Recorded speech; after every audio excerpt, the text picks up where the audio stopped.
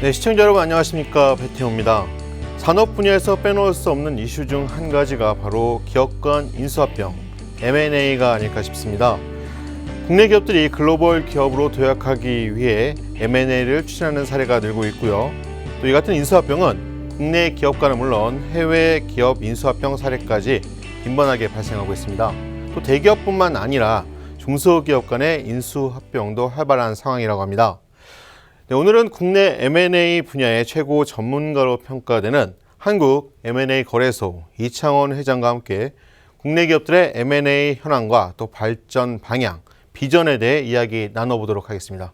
네, 회장님 안녕하십니까? 네, 안녕하십니까?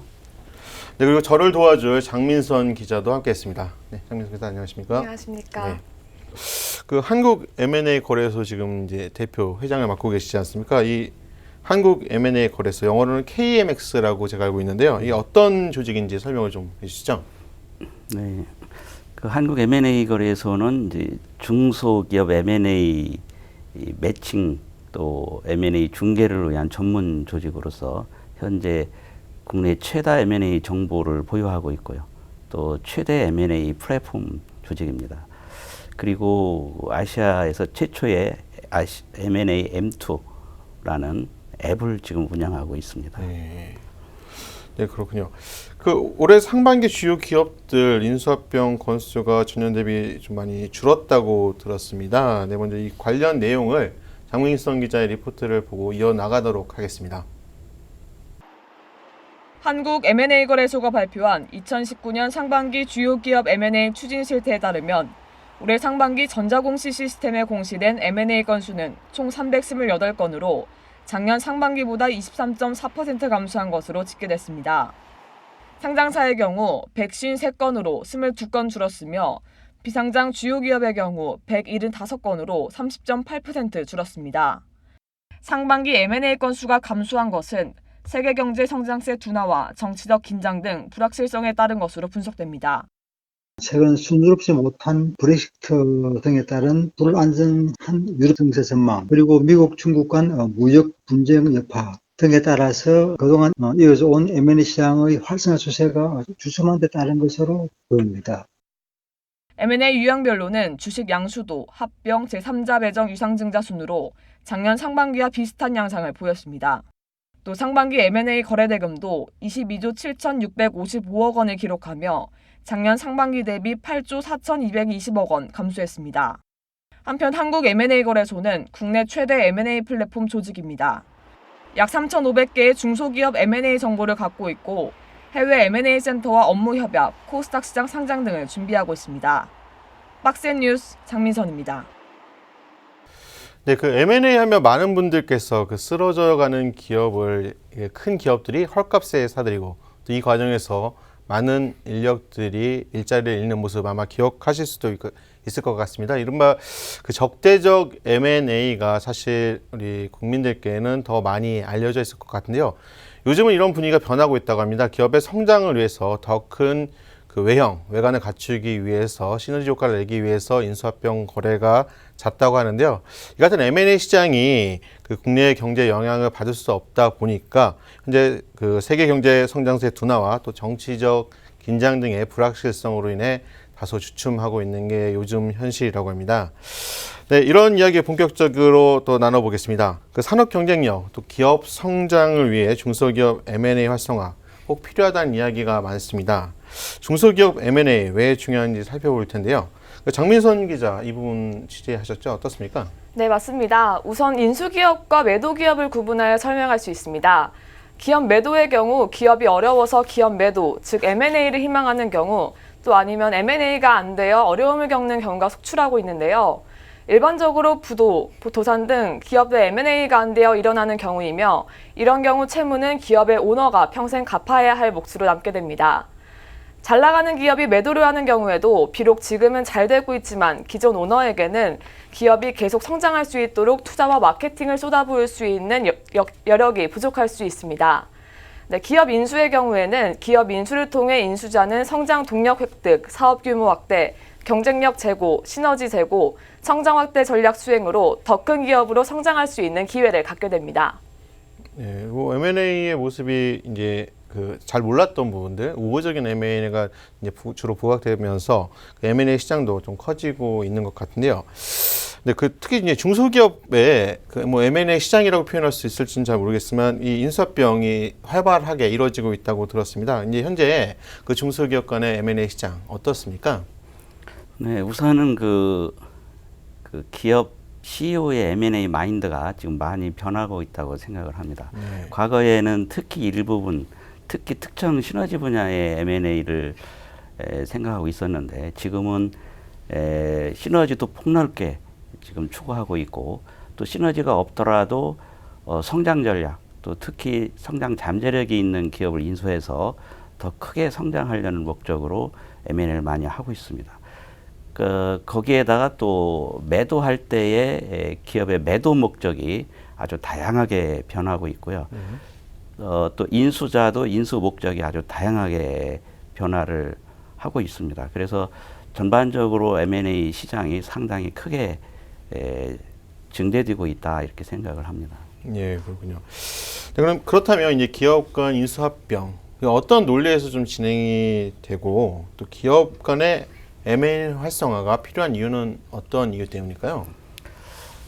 네, 그 M&A 논리는 근본적으로는 그 비교의 논리입니다.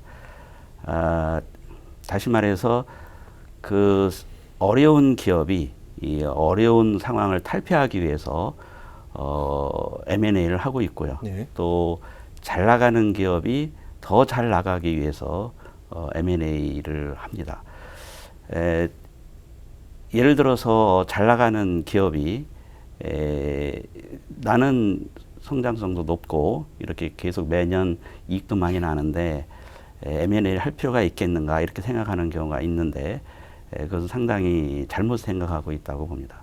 왜냐하면은 그보다 더 못한 기업들이 M&A를 통해서 더 큰 성장력, 더 큰 발전을 할 때 그 위에 있는 기업은 경쟁에서 밀려서 무너질 수밖에 없습니다. 이런 경우에 새로운 기업이 더 큰 경쟁력을 가지고 커질 수가 있겠죠. 네. 그래서 모든 기업들이 다 M&A를 필수 항목으로 생각을 하고 좀 M&A를 추진해야 될 거라고 봅니다. 네. 뭐 지금 잘 되고 있다고 해서 현실이 안주하다 보면 사실 이제 경영이라는 게 적자 생존의 논리가 어쨌든 지금 뭐 지배될 수밖에 없는 상황이지 않습니까? 언젠가는 나보다 더 나은 기업들, 현재 우리 회사보다 더 나은 기업들이 나타날 수 있기 때문에 위협받을 수 있고 이렇기 때문에 어떤 외형적 성장을 좀 관심을 갖고 또 이제 그런 부분에 하나의 방안으로 M&A, 인수합병을 고려할 수 있다는 뜻으로 해석이 되는데요. 네, 지금부터 이제 기업의 M&A 조금 더 자세히 살펴보겠습니다. 그 M&A 사실 제가 이제 초반에 말씀드렸지만 대기업, 중소기업 이렇게 M&A 활발하다고 했는데 M&A 뭐 사실 뭐 비슷할 것 같은데 이게 좀 대기업 간의 M&A와 또 중소기업 간의 M&A 뭐 차이가 있을까요? 네, 기본 프로세스는 상당히 유사하지만 네. 그 내면의 아주 그 특성이 상당히 차이가 많습니다. 네. 예를 들면은 대기업인 경우 M&A가 나온 경우에 매도로 나온 경우에 5-6개 기업을 두드리면 그 중에 한두 곳은 관심을 보입니다. 네. 그렇지만 그 중소기업 M&A는 몇십 곳, 100곳, 200곳을 두드려도 전혀 관심자를 찾을 수가 없을 때도 있고 네. 혹시 관심이 몇 군데 있다 하더라도 초기 진행하면서 그 조건이 안 맞으면 바로 드롭이 되는데 그러면 다시 또 그 중소기업 M&A를 매칭할 수가 없습니다. 네. 그래서 중소기업 M&A가 매우 상당히 어렵고 힘든 과정이라고 볼 수가 있습니다. 그래서 M&A의 성격은 크면 클수록 더 M&A가 잘 된다. 작으면 작을수록 더 어렵다. 이렇게 네. 보시면 될 것 같습니다. 그 요즘 뭐 이슈 중에 하나가 아시아나 매각이지 않습니까? 네. 뭐 이 아시아나 같은 경우는 사실 이제 뭐 온 국민이 알고 있는 기업이다 네, 보니까 예. 뭐 많은 하마평에 오르는 기업들이 많은데 이게 사실 이제 잘 모르는 기업 같은 네. 경우는 M&A를 하고 싶어도 좀 어려움을 겪을 수 있다라고 이제 말씀하시는 것 같습니다. 네.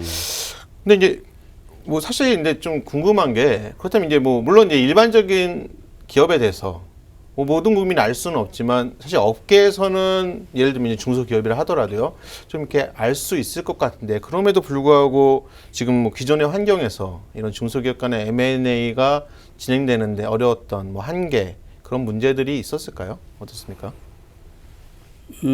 이제 중소기업 M&A는 사실은 그 매도자와 매수자 간의 매칭이 상당히 중요한데요. 네. 그런데 이 매칭을 하는데 매도자, 매수자 다 극비로 진행을 합니다. 네.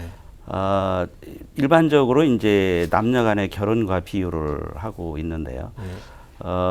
그런데 이제 결혼은 공개적으로 할 수도 있고 또 오히려 많은 분들한테 부탁을 통해서 상대방을 찾고 있는데 네. M&A는 극비사항으로서 진행을 하다 보니까 매도자, 매수자 간의 정보가 서로 비대칭이 이루어집니다. 그래서 누가 매도자고 누가 매수자인지 하나하나 찾으면서 진행할 수가 없고 혹시 10곳, 20곳, 뭐 100곳을 안다 하더라도 중소기업 M&A는 자기와 맞지 않는 경우가 대부분이기 때문에 그래서 힘든데 특히 그 가격이나 매출액, 이익, 아이템, 기술 하여튼 5-6가지 이상의 서로 포인트가 맞아야 진행을 할 수 있기 때문에 상당히 어려운 과정으로 보면 되겠습니다. 네. 뭐 팔려는 기업의 뭐 매출, 규모부터 시작해서 기술력 이런 거를 뭐 외부에서 좀 알기도 힘들고 또 이제 마찬 반대로 이제 그 살려고 하는 팔려는 입장에서는 저 회사가 과연 괜찮은 곳인가 이거에 대해서 좀 알기가 어렵다 보니까 이제 말씀하셨던 정보의 비대칭성 문제로 인해서 어떤 중소기업 간의 인수합병 M&A는 조금 어려웠던 것으로 보여집니다. 근데 그런 걸 도와주기 위해서 이제 M&A 거래소, 한국 M&A 거래소가 그런 역할을 하고 있지 않습니까? 현재 그 한국 M&A 거래소 어떤 형태로 어떤 방법으로 그 중소기업 M&A 돕고 계신가요? 네. 그 한국 M&A 거래소의 두드러진 특징이라면 최다 M&A 정보 보유를 통해서 네. 내부 매칭을 하고 있다는 것입니다. 네. 쉽게 얘기해서 매도자와 매수자를 매칭하는데 일반적으로 다른 조직들은 외부에서 매칭을 합니다. 즉 매도든 매수든 의뢰가 들어오면 그 자기 스스로는 매칭이 안 되니까 네. 그 내용을 적어서 다른 조직에 돌리게 되는데 그래서 다른 조직이 혹시 매칭될 만한 상대방이 있는가 해서 발굴을 하고 찾게 됩니다. 그런데 이제 다른 조직도 역시 비슷한 적은 그 M&A 정보만 갖고 있다 보니까 매칭할 수가 없겠죠. 그래서 많은 시간이 소요가 되고 또 많은 그 부작용이 노출이 되는데 한국 M&A 거래소는 내부 매칭을 통해서 안에서 그거를 한꺼번에 진행을 하기 때문에 상당히 빠른 시간에 그 부작용을 일거에 해결할 수 있는 방법으로 진행을 하고 있습니다. 네. 뭐 기존에 이제 가지고 계신 풀이 많다 보니까 내부적으로 어떤 매칭을 할 수도 있고 또 필요에 의하면 외부에서도 어떤 매칭을 할 수 있을 것으로 보여지고 또 그게 어떤 한국 M&A 거래소의 특징, 장점 같습니다. 그 내부 매칭, 외부 매칭 차이가 많이 중요하다고 하는데 그 한국 M&A 거래소에서 진행하는 내부 매칭과 또 다른 뭐 M&A 거래소가 있다고 들었습니다. 그 기관이 진행하는 외부 매칭 좀 비교를 해준다면 어떻게 비교할 수 있을까요? 네, 그 M&A를 진행하는 조직은 주로 이제 증권사, 회계법인, 법무법인, M&A 부티크 컨설팅 회사 이런 조직들이 이제 M&A를 진행을 하고요. 가장 독특하고 제일 큰 규모로 진행하는 것이 한국 M&A 거래소입니다. 네. 외부 기관들은 이제 그동안 해왔던 것 같이 보유 M&A 정보가 상당히 적습니다. 보통 10개, 20개, 30개 일반적으로 그런 정도 정보를 가지고 M&A를 진행하다 보니까 M&A 의뢰를 받으면 그 매도 의뢰를 받았다 그러면 인수자를 찾아야 되는데 본인이 가지고 있는 정보는 적기 때문에 다른 기관에 그 내용을 돌리게 되고 그럼으로써 어떤 부작용이 생기냐면 첫째 시간이 많이 소요가 되고요. 또 두 번째 그 정보를 돌리다 보면 물론 상호와 연락처 이런 건 빼고 돌릴지라도 내용을 가지고 외부에 돌리다 보면 어느 회사라는 것이 나올 가능성이 상당히 높습니다. 그리고 세 번째는 그러면서도 많은 시간이 소요가 되고 또 이 부티크끼리의 매칭이 됩니다. 실제 매도자와 매수자, 당사자끼리 매칭이 아닌 에이전트끼리의 매칭이 되면서 당사자 간의 커뮤니케이션이 상당히 힘들고 그러므로 해서 상호 이해하는 그 폭이 좁아집니다. 그런데 이제 내부 매칭은 이러한 문제들을 일거에 해소를 할 수가 있는데 예를 들면은 내부의 매도자든 인수자든 의뢰가 들어오면 수많은 정보를 가지고 있는 M&A 거래소에서 안에서 그 매도자, 매수자를 발굴을 합니다. 그러다 보니까 안에 있는 당사자끼리 매칭이 이루어지게 돼 있고요. 그러다 보니까 이 비밀 유지, 보안 유지가 아주 탁월합니다. 밖으로 나갈 이유가 없고 또 신속하게 이루어질 수 있고 그리고 당사자끼리 매칭을 통해서 진행하다 보니까 매도자, 매수자 간의 커뮤니케이션이 상당히 많고 서로 이해의 폭이 넓습니다. 그래서 M&A 매도자, 매수자 간의 만족도가 상당히 높은데 유일하게 이 내부 매칭을 우리 M&A 거래소에서 우리나라 조직 중 유일하게 진행을 하고 있습니다. 네. 이 뭐 물건을 팔 때도 사실 이제 국내 시장에서 파는 게 이제 해외 시장에서 팔려고, 왜냐면 이제 해외 시장에서 팔려고 하면 그 시장 분위기가 어떤지, 거기에 소비자들은 어떤 걸 요구하는지, 뭐 비용, 시간 이런 거 많이 들지 않습니까? 이러다 보니까 뭐 비유하자면 아무래도 더 많은 풀을 가지고 있는 정보들이 많을수록 더 유리하기 때문에 어떤 내부 매칭이 외부 매칭에 비해 유리하다라고 이제 말씀을 해주셨고 또 이제 그렇게 이해가 되는데요. 장민성 기자, 근데 이 같은 그 내부 매칭을 할 수 있는 그 M&A 조직이 그렇게 많지 않다면서요? 얼마나 될까요? 네, 맞습니다. 현재 내부 매칭이 가능한 곳은 국내에서 한국 M&A 거래소가 유일하고요. 네. 한국을 제외하고는 일본에 있는 리온 M&A 센터만이 내부 매칭을 시행하고 있습니다. 네.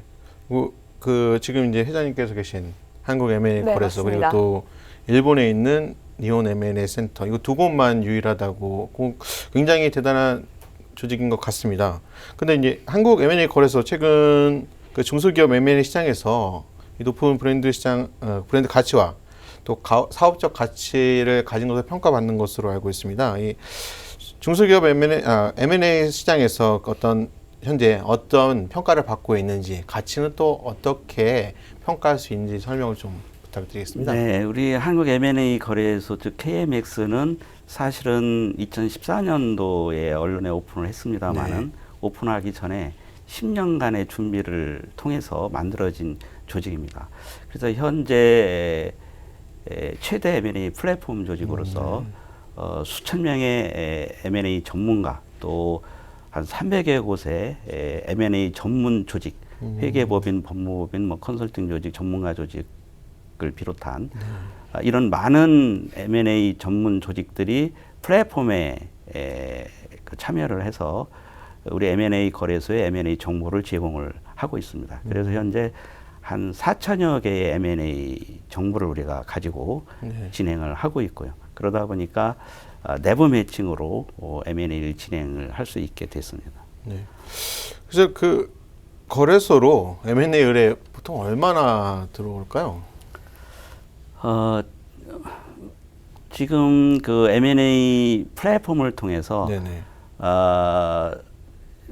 매년 그 월별 들어오는 건수가 상당히 많아지고 있습니다. 현재 월 한 100건 이상씩 우리 M&A 플랫폼을 통해서 지금 들어오고 있고요. 쌓여 있는 M&A 정보 건수가 한 4천여 건 정도 됩니다. 그래서 현재 우리가 보기에는 한 6천 건 이상부터는 이제 특수 분야도 매칭이 되는 그런 상황으로 보고 있고 그 시점이 내년 말쯤으로 지금 보고 있습니다.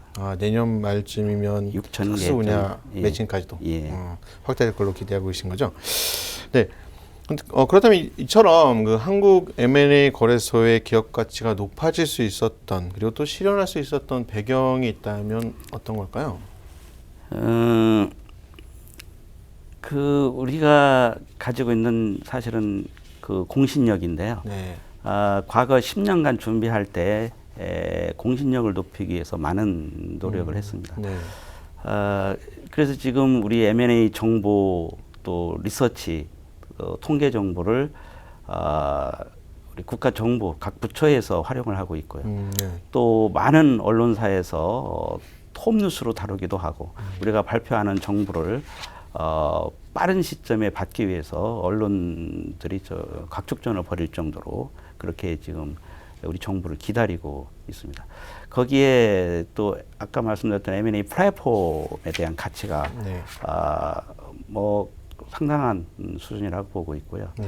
또 아시아 최초의 M&A 앱인 M2를 또 운영하고 있고 이런 많은 것들이 이 M&A 거래소를 공신력을 높이고 가치를 높이는데 역할을 하고 있습니다. 네. 그 공신력 이게 굉장히 중요한 것 같습니다. 네. 그렇습니다. 네. 그래서 좀 더 구체적으로 여쭤보겠습니다. 그 KMX의 차별화된 핵심 사업 특징이 있다면 어떤 건지 뭐 소개 또 해주실 수 있을까요? 말씀 좀 부탁드리겠습니다. 역시 가장 큰 특징은 국내 최다 M&A 정보를 보유하고 있고 네.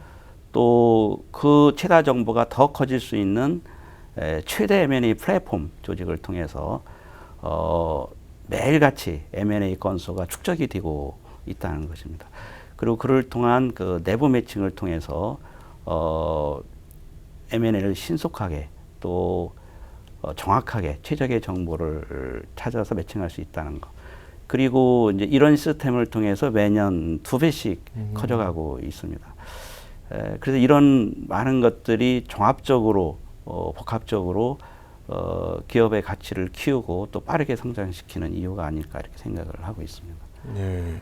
그 자체 데이터베이스가 잘 구축되어 있으면서 내부 매칭을 진행할 수 있는 장점, 또 말씀하신 것처럼 이제 뭐 사실 이제 그 M&A가 보안 유지가 상당히 생명이지 않습니까? 이게 뭐 누설되면 사실 뭐 크게 영향을 받을 수 있기 때문에 보안 유지, 여기에 또 2배씩 뭐 연간 2배씩 성장했으면 요즘 같은데 굉장히 대단한 규모라고 생각이 드는데요. 이런 저력이 있는 지금 조직인 것 같습니다. 이 같은 특징을 갖고 있다 보니까 또 이제 뭐 사실 이 인수합병 M&A를 의뢰하는 측면에서 볼 때는 사실 굉장히 믿고 맡길 수 있는 데가 뭐 제한적이기도 하고 또 정확히 알기도 어려운 상황이다 보니까 좀 한국 M&A 거래소에 대해서 좀 의지하는 바가 클 것 같습니다. 그 장민선 기자가 좀 의뢰 건수 확인해 보셨죠? 근데 얼마나 될까요? 많습니까? 어떻습니까? 네, 말씀하신 바가 맞습니다. 한국 M&A 거래소로 들어오는 M&A 의뢰 건수 추이는 2015년 매월 5건에서 6건을 기록했는데요. 네. 이후 2017년에는 매월 60에서 70건으로 크게 늘었고 네. 또 올해는 매월 100건 이상으로 가파른 증가세를 보였습니다. 아, 그 초반에는 한 자릿수였다가 네. 이듬해에는 2자릿수로 늘었고 이제 올해부터는 세 자릿수 3자릿수로. 넘었습니다. 이제 3자리에서 4자리로 넘어가기는 좀 쉽지 않을지도 모르겠지만 그래도 계속 할 것으로 좀 기대를 해보겠습니다. 그 M&A 의뢰 건수 사실 좀 놀라운 거는 이렇게 인수합병을 원하는 그 고려하는 기업들이 뭐 많기 때문에 이렇게 의뢰가 들어오는 거지 않습니까? 좀 사실 그 부분이 좀 놀랐습니다. 이 앞으로도 이제 말씀하신 것처럼 어떤 치열한 경쟁 속에서 생존을 위해서 인수합병은 더 늘어날 수밖에 없을 것 같고 이렇다 보면 또 이제 KMS의 성장도 커질 것 같은데 아직은 좀 상장되어 있는 상태는 아니죠. 근데 이제 뭐 주식시장에 상장 계획도 가지고 계시다고요? 네. 사실은 제가 2014년 언론에 오픈을 할 때 네. 우리 M&A 거래소는 2배씩 커지는 조직이다. 그래서 반도체 황해 법칙이 있다면 M&A의 이해 법칙이 있다라고 몇 년 전에 이미 얘기를 했는데 그거는 우리가 시스템 어프로치로 시스템이 만들어졌고 일을 진행했기 때문에 예측이 가능해서 그렇게 얘기를 했습니다. 네. 우리가 좀 상장을 목표로 하는 것도 기업의 가치 극대화를 통해서 또 투자자들에게 그 이상의 가치를 공유할 수 있고 또 많은 그 투자자들이 우리 M&A 거래소를 통해서 또 수익을 또 같이 공유할 수 있는 그런 기회를 만들려고 상장을 준비하고 있습니다. 네, 2021년 상장 목표라고 들었는데 맞습니까? 네, 목표는 그렇게 잡고 있고 또 네. 그렇게 되도록 노력을 할 겁니다. 네, 그 목표를 꼭 이루실 수 있도록 제도 응원을 하겠습니다. 네. 네, 마지막으로 그 한국 M&A 거래소 이 어느 기업이나 향후 발전 방향, 계획, 청사진 뭐 다 가지고 계실 텐데 지금 굉장히 격변하는 시기지 않습니까? 이렇다 보니까 좀 많이 세우기가 어려울 것도 같은데 한국 M&A 거래소 향후 전략 또 발전 방향은 어떨까요? 예, 그 중소기업 M&A 활성화를 위해서 정부에서는 많은 예산을 지금 들이고 있습니다. 네. 우리 M&A 거래소는 중소기업 M&A 활성화가 그 산업의 경쟁력을 높이고 또 기업의 성장 발전에 아주 필수적이다라고 보고 있고, 그래서 앞으로 더 많은 M&A 성공 건수를 위해서 우리가 노력을 할 겁니다. 그러기 위해서 더 많은 플랫폼에 M&A 정보를 또 담아서 더 많은 매칭을 진행을 할 거고요. 또 그 크로스보더 M&A를 통해서 또 우리 기업이 해외를 진출할 수 있는 기회도 만들 예정입니다. 네. 네, 그 M&A 거래소가 가지고 있는 계획 이렇게 좀 충실히 이행돼서 좋은 성장 또 좋은 결과 이루시길 바라겠습니다. 네, 오늘 말씀 고맙습니다. 네, 감사합니다. 네, 황민성 기자도 수고하셨습니다. 수고하셨습니다.